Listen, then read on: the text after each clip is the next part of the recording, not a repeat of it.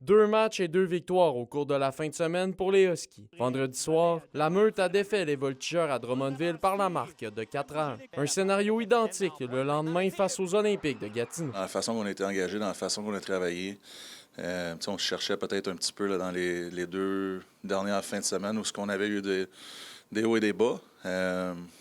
C'était vraiment c'était agréable de voir notre engagement de retour à 100%, puis de voir les joueurs prendre charge, puis de contrôler ce qu'on contrôlait. Puis je pense qu'on a fait beaucoup de bonnes choses en fin de semaine. Avec ces 2 gains, la troupe de Steve Hartley se retrouve désormais au 3e rang du classement général de la LHJMQ et à seulement 4 points de la tête. Mais pour l'entraîneur-chef des Huskies, il est important pour sa formation de rester concentré. C'est facile de s'emballer puis d'être content. C'est sûr qu'on est satisfait de notre position, mais en même temps, on veut continuer à progresser, on veut continuer à s'améliorer en tant qu'équipe parce qu'on l'a vu dans les dernières semaines, c'est tellement serré.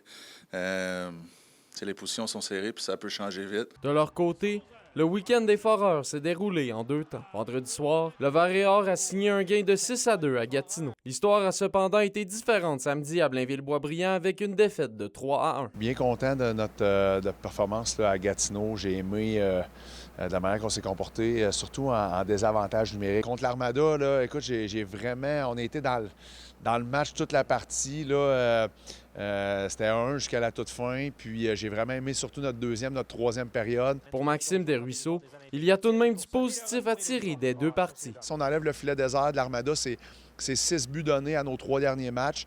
Puis je pense qu'il faut en tirer une fierté là, de défendre, de vouloir défendre. Donc, pas mal content de notre gang. Les équipes de la région seront de retour à la maison le week-end prochain alors que les Saguenay-Chicoutimi seront de passage.